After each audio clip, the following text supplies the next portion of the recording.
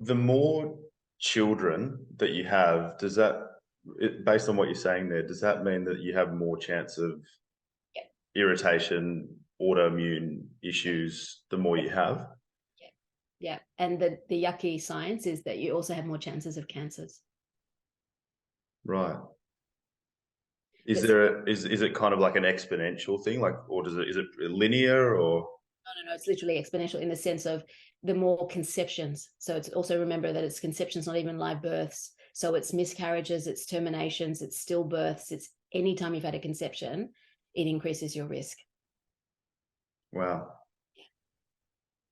Yeah, That's so full on, yeah. it's fascinating. Scary and fascinating. I mean, I've got this theory and I haven't as yet found the science to prove it, so it's just mine, but I think that our kids implant in a specific section of our uterus and you'll never have an implantation in that exact spot. And if I work with women, 99% of them will tell you exactly where that baby implanted. Like I can tell you the exact spots in my body where my kids implanted. And when those microchimeric cells are activated, I will feel it in that section of my uterus.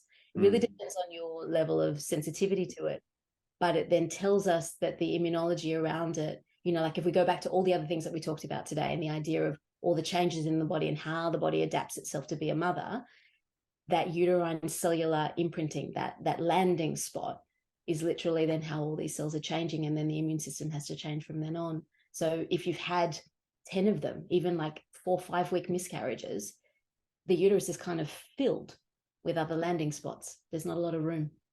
Makes it And tricky.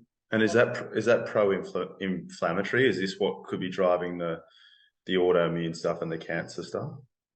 It's an element of that, but it's the pro-inflammatory response to the foreign tissue. Right. So pregnancy is foreign DNA embedding in our body. How do we allow that? So we have to have we have to have developed an immune system that can bypass it to enable that to actually happen. And then once that's actually happened, then it can grow a baby. But when something goes wrong, then the body still has that immune triggering aspect within the uterus. So is there something to be said for then the health of the partner that you're getting? So obviously, but like, would that minimize the chances is there any papers on that minimizing the chances of cancer or autoimmune disease depending on how healthy your partner is? I don't think I've seen anything that looks at it. I mean, we can take pieces of papers and make a story, but I don't think I've seen step A to B for that yet. Because, I mean, if you look at things like seminal microbiome and exposure to various microbes when you're intimate with your partner, and also there's the papers that look at intimacy during a pregnancy and how that changes the immune system of the mum. And so if your partner has unhealthy microbes, let's say you're intimate, you're carrying a baby, it changes the immune system of you and bub, because it changes your microbes, it changes your microbiome, which then changes and triggers your methylation, which then, the ripple effect is magnificent and scary again. But I don't think we have that paper yet. So the preconception stuff is therefore really important for mother and father, if we're talking about heterosexual relationships here.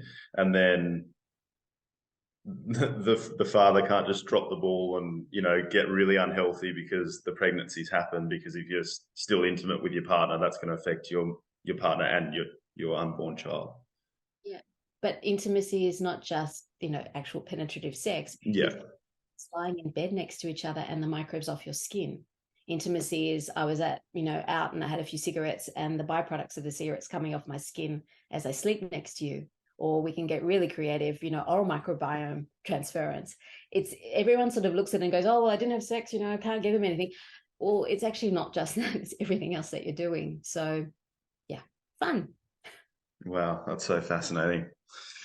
So Leah, just to finish off, if you were jumping in an elevator, and it can be a very long elevator ride, how would you piece this whole thing together? Like, people listen to this conversation and go, what does this mean for my health? What would you say? For your health or the next generation or both? Or both, yeah. Okay. So what this means is, I mean, this is me being a total geek, and it's a long elevator ride, sorry, a total geek, and I love all these areas and I find them fascinating, but they're giving us lenses of meaning to help us understand how our prior experiences can be transformative for ourselves, but our prior experiences can entirely change the next generation, positively or negatively. And so we've got the science to understand what all of those previous things that we've inherited can do to our body, but then what we choose to do with that then determines what happens. And we can change anything. And that's where we come back to the first piece, which is all the neuroplasticity, which is science is really getting a lot of information there now around we can change everything in our body. It's not as black and white as we think. And if we balance all of the various equations we've spoken about, I think we've got a lot of opportunity for our kids, which is a good thing. Yeah, great message. And if people wanted to know more about you and what you do, where can they find you? Are you on social media, website, etc.? The floor's yours.